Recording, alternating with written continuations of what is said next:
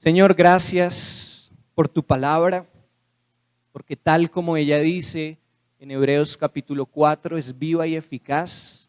Rogamos en esta mañana, Señor, que así como nos dejaste escrito en Salmos 119, 18, nuestros ojos hoy puedan ser abiertos para que veamos las maravillas de tu ley. Háblanos hoy a través de la Escritura y convéncenos de que solo ella es suficiente para guiar nuestra vida.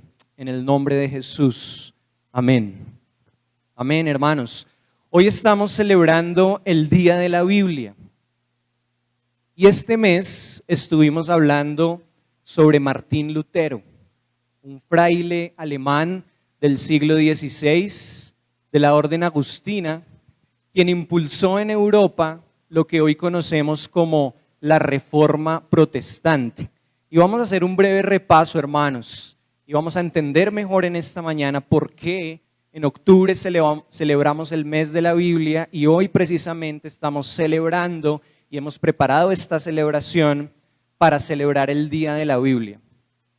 En el año 1100, después de Cristo, ya existían creyentes que protestaron contra las prácticas antibíblicas de la Iglesia Católica Romana. Esos creyentes fueron llamados los cátaros y los valdenses.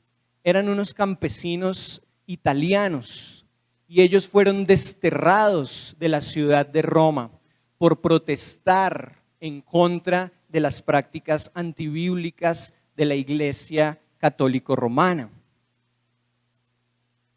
En el año 1505 es cuando ya encontramos en Alemania, allí en Europa, a este monje llamado Martín Lutero, estudiante de teología en la Universidad de Wittenberg. En el 1510, Martín Lutero visita Roma y es testigo de la degradación moral de la iglesia.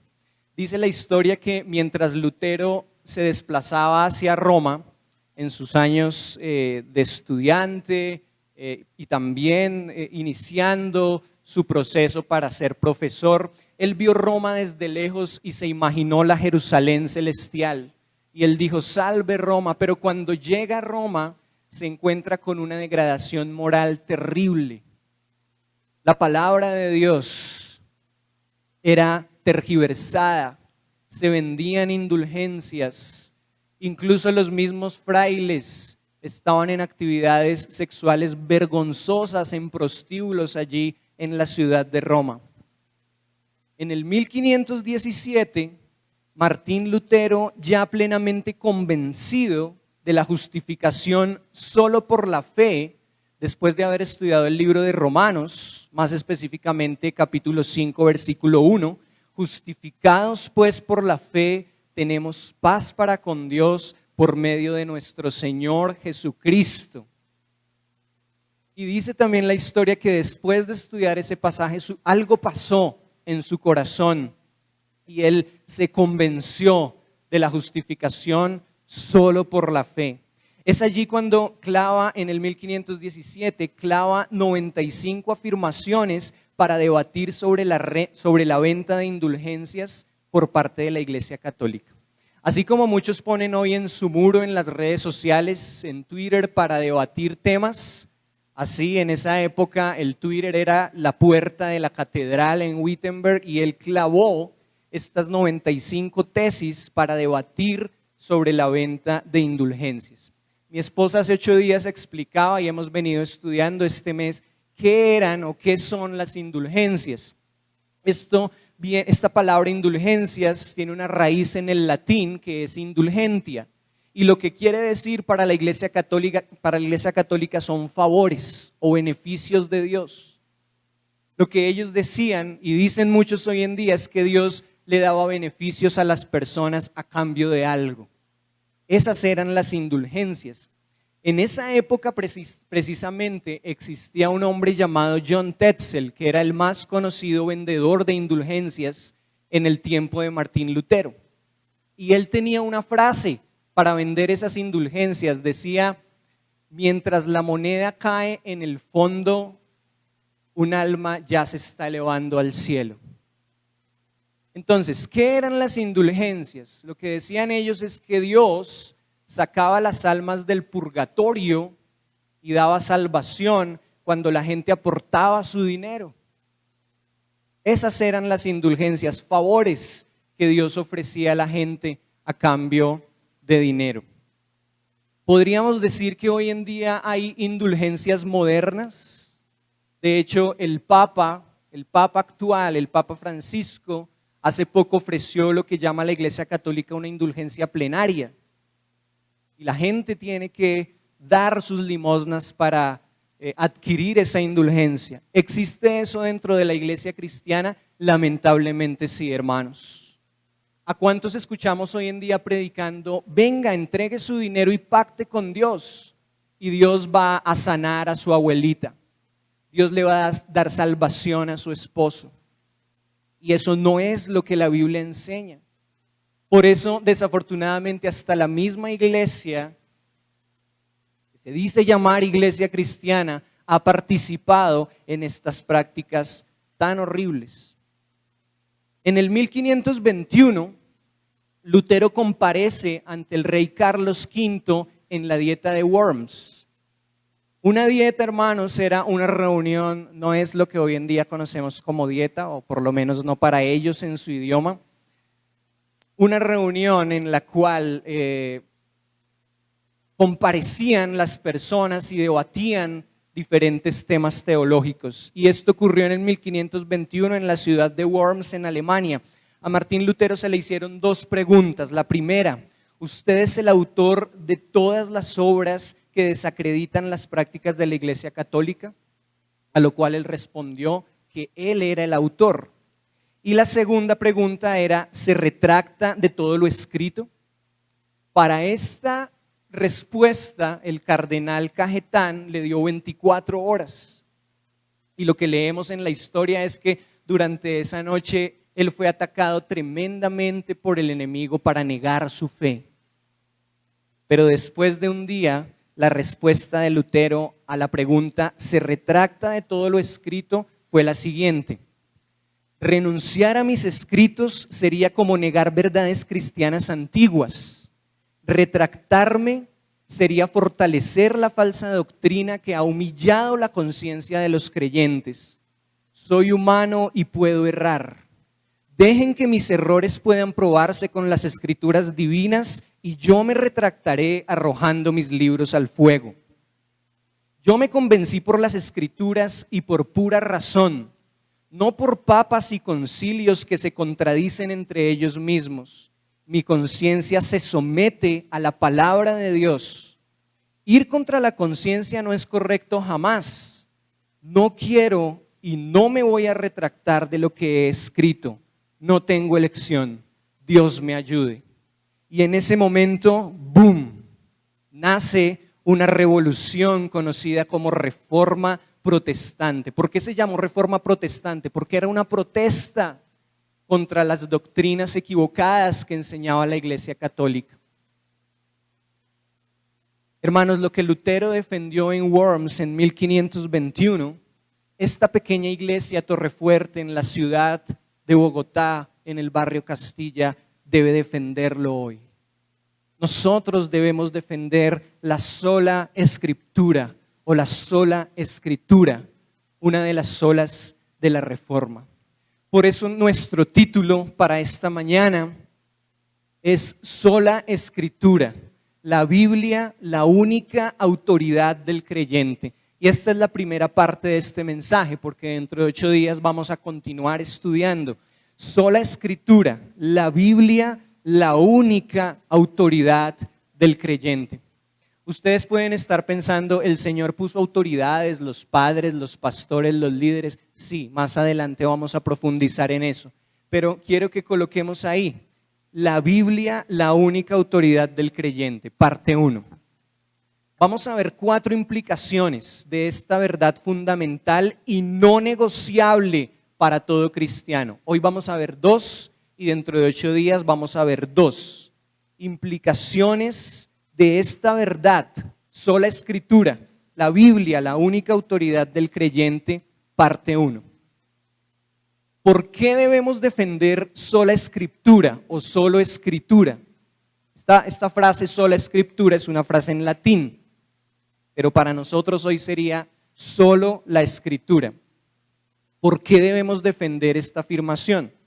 Es decir, que nuestra fe, nuestra conducta, nuestra vida deben estar regulados solo por la palabra de Dios, no por la Biblia más la tradición, no por la Biblia más las ideas del pastor, no por la Biblia más lo que diga el apóstol del canal Enlace, no por la Biblia más el libro de los 5 pasos para ser exitoso. Nuestra vida, nuestra fe, nuestra conducta deben estar reguladas solo por la palabra de Dios. Eso es sola escritura. Primera implicación, la Biblia es inspirada por Dios. Y vamos a ir a 2 de Timoteo capítulo 3, que es uno de los pasajes más representativos en cuanto a lo que tiene que ver con inspiración de las Escrituras, allí en el Nuevo Testamento, 2 de Timoteo.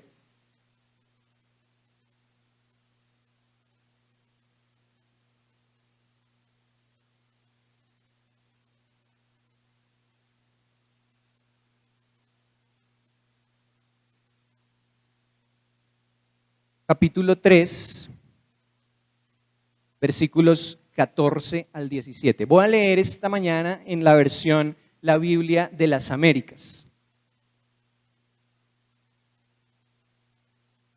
Pablo le está diciendo a este discípulo suyo y amigo Timoteo lo siguiente en 2 de Timoteo 3, desde el 14, dice: Tú, sin embargo, persiste en las cosas que has aprendido y de las cuales te convenciste, sabiendo de quiénes las has aprendido. Versículo 15. Y que desde la niñez has sabido las sagradas escrituras, las cuales te pueden dar la sabiduría que lleva a la salvación mediante la fe que es en Cristo Jesús. Toda la escritura es inspirada por Dios y útil para enseñar, para reprender, para corregir, para instruir en justicia, a fin de que el hombre de Dios sea perfecto, equipado para toda buena obra. Pablo aquí, hermanos, está exhortando a Timoteo y le está diciendo en 2 de Timoteo 3, 14 al 17, desde el versículo 14, persiste en lo que has aprendido desde la niñez. Persiste en tus convicciones y recuerda también de quiénes las has aprendido. Ahí en el 15 le dice: desde la niñez has sabido las sagradas escrituras, y está siendo enfático en decir que son ellas las que pueden darle sabiduría que lleva a la salvación mediante la fe en Cristo Jesús. No es ninguna otra persona ni ninguna otra cosa, hermanos, lo que nos lleva a la salvación que es en Cristo Jesús. Es ser confrontados con la palabra de Dios. Por eso defendemos la sola escritura. No hay ninguna obra que nosotros podamos hacer para ayudarnos a ser salvos. La salvación, como Pablo dice en Efesios capítulo 2, versículos 8 y 9, es por medio de la gracia.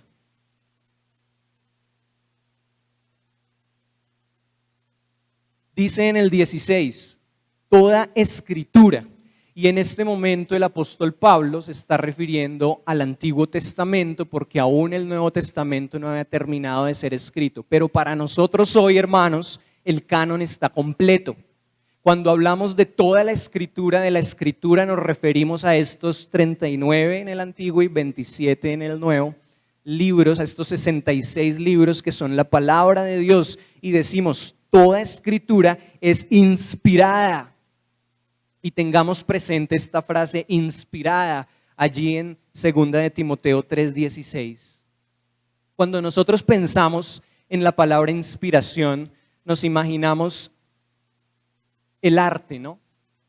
¿Cuál es la inspiración de un artista, de un pintor, de un músico para crear una obra? Pero esta palabra inspirada, aunque tiene que ver con ese concepto, no es del todo ese concepto. Esta palabra inspirada que encontramos allí en 2 de Timoteo 3:16 es en griego la palabra theopneustos. Y tiene que ver, mis hermanos, con el proceso de la respiración. Inspirar es inhalar aire, ¿verdad? Y exhalar es botarlo. Pues precisamente este theopneustos tiene que ver con exhalar, con esa parte del proceso respiratorio que todos ejercitamos de manera involuntaria. Y theopneustos tiene que ver con el exhalar, no nuestro, sino de Dios. Dios fue quien exhaló su palabra. La palabra proviene de Dios.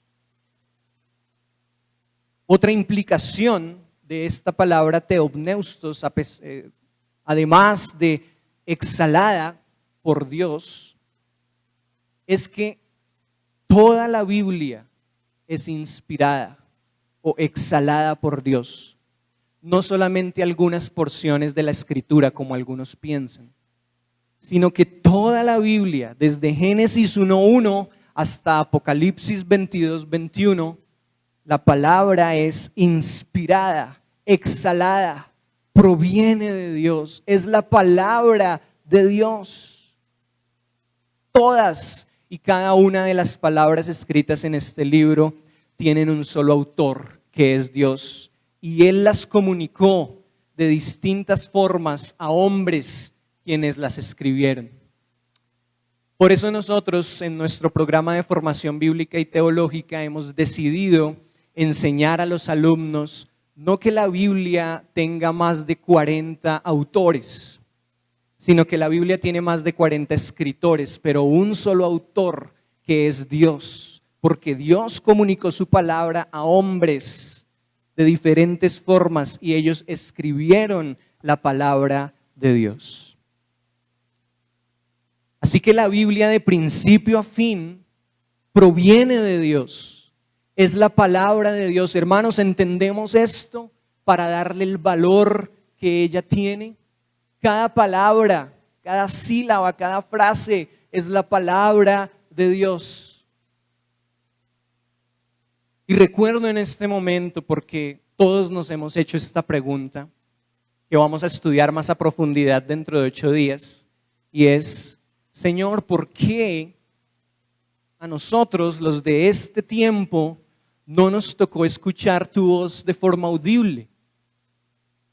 Como muy seguramente fue en el pasado, los profetas, los padres, los patriarcas, que el Señor se les presentaba. Pues el pastor John Piper tiene una frase para responder a los creyentes cuando nos preguntamos: ¿por qué no escucho tu voz en mi vida de forma audible? Y él dice lo siguiente: ¿quieres escuchar la voz de Dios de forma audible? Lee tu Biblia en voz alta. Y de esa forma estamos escuchando la palabra de Dios de forma audible. Acompáñenme ahí a 2 de Pedro, capítulo 1. Versículos 19 al 21. Estamos en este principio. La Biblia es inspirada, es exhalada por Dios, proviene de Dios. Toda la Escritura. 2 de Pedro, capítulo 1, vamos a leer versículos 19 al 21.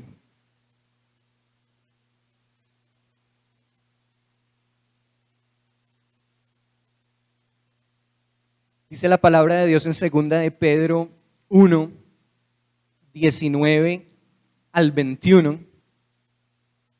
¿Ya estamos allí, hermanos?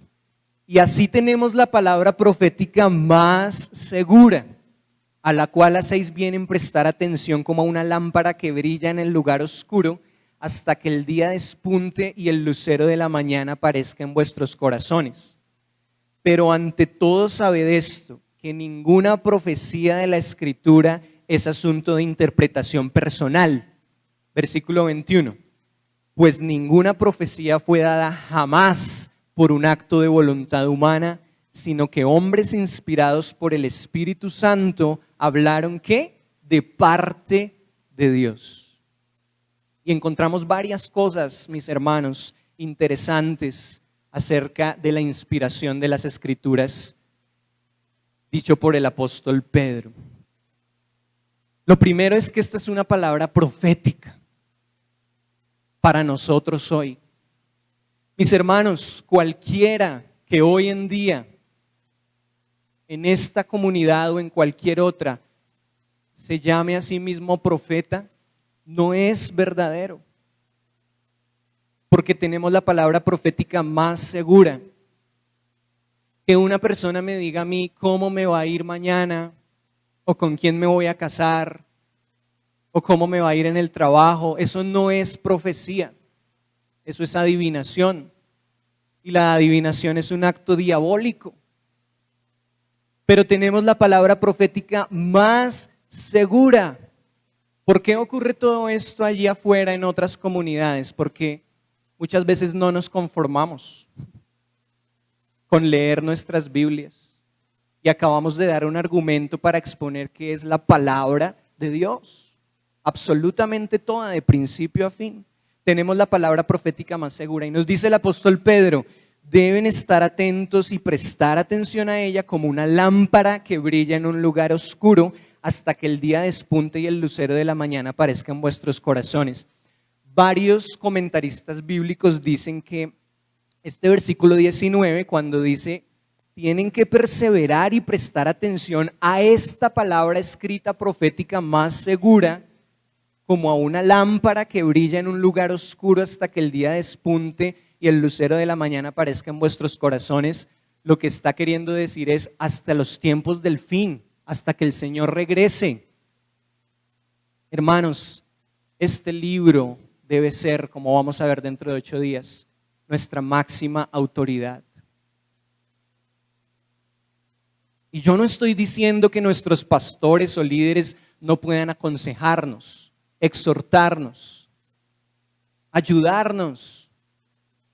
Pero también, como vamos a ver dentro de 8 días, ellos son los primeros que deben estar sometidos a la palabra de Dios para dar un consejo, para dar una palabra de ánimo.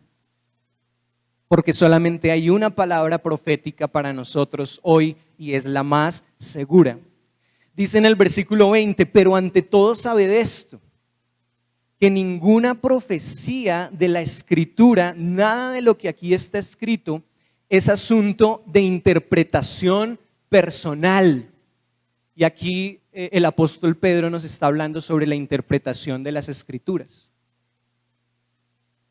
La Biblia, mis hermanos, se interpreta a sí misma. Todos conocemos las matemáticas, ¿cierto? A muchos no les gustan, pero las matemáticas son maravillosas. Porque el resultado, Nata hizo una cara que no le gustan las matemáticas. Porque el resultado es exacto, ¿cierto? A mí muchas veces, sobre todo en la universidad, yo duraba horas en los parciales y me esforzaba muchísimo por el proceso y había un profesor en 6º semestre que solamente miraba el numerito del final, el resultado. Y tenía que ser exacto, con los decimales, con todo, a pesar de todo el proceso. Cuando nosotros hablamos de la hermenéutica, que es una ciencia que nos ayuda a entender cómo se interpreta la Escritura, podemos encontrar un ejercicio parecido al de las matemáticas. Cuando yo leo al apóstol Pedro que me dice, tenemos la palabra profética más segura, debes estar atento a ella hasta el fin de los tiempos, esta es la palabra de Dios, también voy a encontrar, si hago un ejercicio comparativo, al apóstol Pablo, a los evangelistas, a los escritores del Antiguo Testamento, afirmando esa misma verdad. Y cuando comparo esos ejercicios, cuando comparo esos versículos, me doy cuenta que la Biblia se interpreta a sí misma. responde nuestras preguntas de un libro a otro. Encontramos verdades no negociables que son interpretadas por ella misma. Nadie, hermanos, escúchenme muy bien, puede decir, esto significa este pasaje. Esto es lo que quiere decir la interpretación. No, nadie puede decir eso de buenas a primeras. La persona que quiere acercarse a la Escritura para encontrar una interpretación tiene que hacer ese ejercicio comparativo. Por eso Salmos 119, versículo 60 dice, la suma de tus palabras es la verdad. Esa persona tiene que acercarse al texto, leer el contexto, leer el pasaje donde está ese versículo, entender el contexto del libro donde está ese versículo y mirar el contexto general de la Biblia y preguntarse, ¿qué dijeron los otros escritores? ¿Qué dice también la historia? Porque es muy poco probable que yo me acerque a un texto y que yo sea el primero al que se le ocurrió esa idea. No, tenemos muchísimos años de historia, los padres de la iglesia que también dieron sus opiniones con respecto a la interpretación de la Escritura. Por eso el apóstol Pedro dice, ninguna profecía es asunto de interpretación personal o privada. ¿Y por qué? Él mismo da la explicación allí. Ninguna profecía fue dada jamás por un acto de voluntad humana, sino que hombres de Dios inspirados por el Espíritu Santo hablaron de parte de Dios. Mis hermanos, créanme, si fuera por nosotros, este libro no estaría hoy en nuestras manos. Les aseguro. Pero el Señor lo inspiró, lo exhaló, lo comunicó a personas para que lo escribieran y lo preservó también. Ustedes saben cuántas persecuciones ha sufrido la palabra de Dios y sufre hasta hoy en día. Muchísimas, hermanos, muchísimos. Empezando por el emperador Nerón. Quiso acabar con el texto y pasando por muchos otros. Por ejemplo, en la Segunda Guerra Mundial. Por ejemplo, hoy en día, en este momento, hay hermanos nuestros en la fe reunidos en Corea del Norte. No en un lugar así como nosotros, con sillas Rimax y con un desayuno delicioso y con aire entrando por las puertas. Están escondidos en cuevas, no con una Biblia de 66 libros, sino con pedazos, con retazos, con hojas, tratando de leer la palabra de Dios, porque son perseguidos por el gobierno de Corea del Norte, que si descubre que son creyentes, los matan. Y nosotros muchas veces no valoramos la maravilla de tener la palabra de Dios en nuestras manos. Debe ser una prioridad. Yo también quería, voy a hacerles una confesión, yo también quería estar haciendo otra actividad en este momento porque también me gusta el fútbol. Ojalá recibamos buenas noticias al salir. Pero lo primero es lo primero. Aquí está nuestra prioridad y debemos ser buenos administradores de nuestra vida, porque la mayoría de problemas que tenemos en nuestras vidas, como dice Martin Lloyd-Jones, es por no establecer prioridades y por no obedecer la palabra de Dios. Estemos atentos a la Escritura como una antorcha. Valoremos, hermanos, valoremos el hecho de estar aquí. Yo lo lamento por las personas que se quedaron en casa. Por lo que les digo, sé, como dice el pastor David Platt en su libro Radical, que hoy en este momento hay hermanos, no muy lejos de aquí, en el Cesar, en las iglesias de Becerril y Pueblo Bello. Esta mañana hubo personas que caminaron 3 horas para llegar a escuchar la palabra de Dios.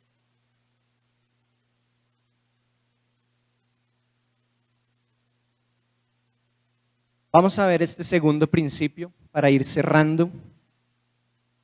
esta segunda implicación de sola escritura, y es que la Biblia, este es el segundo principio, es infalible e inerrante.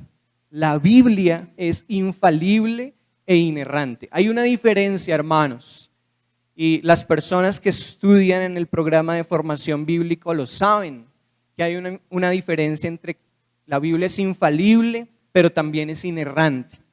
Infalible quiere decir que todo lo que ella dice es verdad y cumple su propósito. Mis hermanos, no hay nada de lo que la Biblia diga que sea falso. Todo lo que la Escritura dice es verdad. Eso quiere decir que ella es infalible, pero también inerrante, es decir, que no contiene errores. Hay cosas que necesitamos revisar en las traducciones que tenemos hoy en día. Claro que sí. Y mi esposa sabe más de eso que yo porque ella se ha especializado en ese asunto, estudiando todo el proceso de los manuscritos de Qumran y dictando la materia de introducción a la Biblia y a la teología. Pero los textos originales, aunque hay cosas que revisar en las traducciones, los textos originales que fueron escritos en hebreo, arameo y griego son perfectos, no contienen ningún error. Y ya mismo voy a decir por qué. Porque si el autor es perfecto, el resultado debe ser perfecto. No hay un error en esos textos, los cuales escribieron personas inspiradas por Dios. Y creemos hoy en eso.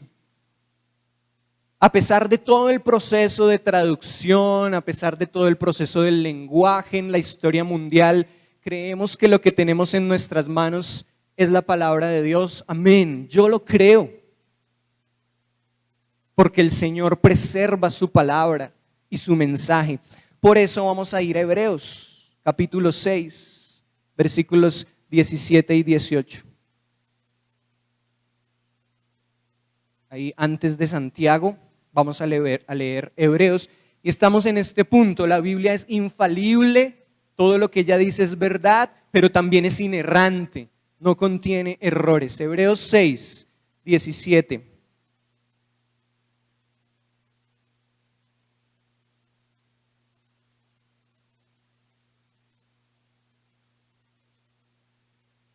Dice la palabra de Dios allí en Hebreos capítulo 6, el autor de Hebreos está hablando de una esperanza, de cosas mejores y de promesas de Dios.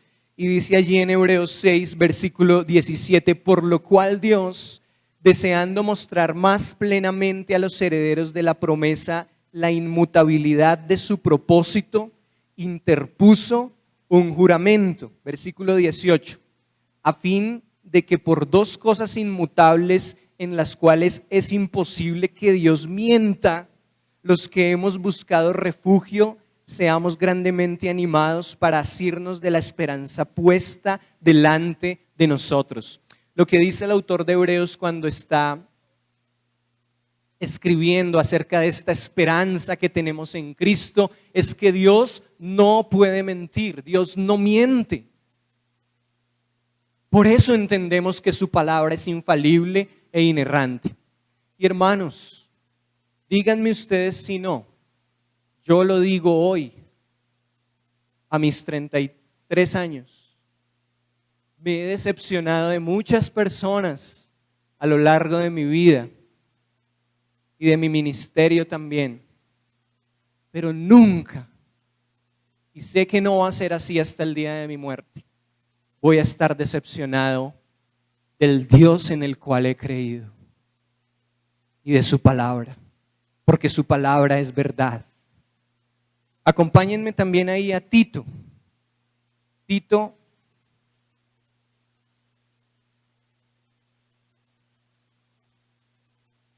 antes de Filemón.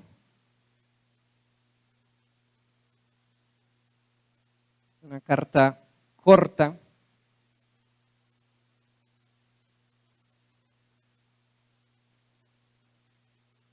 Tito, capítulo 1, versículos 1 al 3, dice la palabra del Señor en Tito 1, 1 al 3.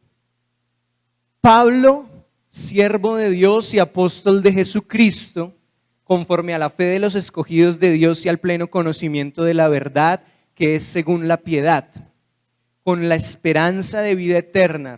Fíjense que está hablando también Pablo a Tito de una esperanza, la cual Dios, que no miente, prometió desde los tiempos eternos y manifestó a su debido tiempo su palabra por la predicación que me fue confiada conforme al mandamiento de Dios, nuestro Salvador.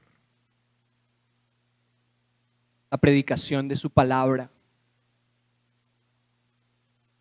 Dios no miente, hermanos.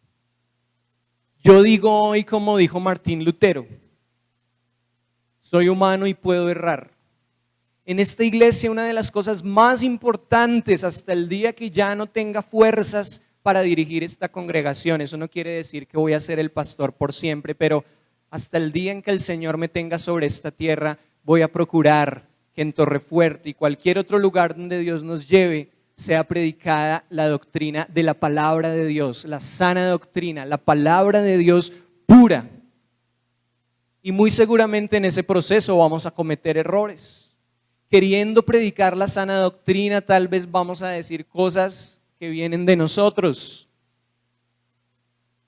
Por eso mis palabras, hermanos, cuando predico o cuando otro hermano predica, mis palabras no son la palabra de Dios. Perdónenme por favor por estas redundancias. Lo que es la palabra de Dios es esta palabra que está aquí escrita. ¿Entendemos eso juntos en esta mañana? Por eso, hermanos, es tan importante que un predicador, o incluso una persona que da un mensaje en un grupo, ore, se prepare, lea y esté ahí en ese proceso con el Señor. Porque no es una responsabilidad pequeña predicar la palabra de Dios. Y a mí me entristece profundamente lo que hacen estos hombres, muchos de ellos, no estoy diciendo todos, pero muchos, en muchas mega iglesias en Bogotá. Este concepto, este movimiento de la reforma, dice el pastor Miguel Núñez que después de 500 años no ha llegado a Latinoamérica. O más bien apenas está despertando después de 500 años, 1521, 1517. Lo que vemos aquí en Latinoamérica es triste en cuanto a lo que se predica en muchos púlpitos de iglesias. Juan 17, 17 es el último texto que vamos a leer hoy. Juan 17, 17.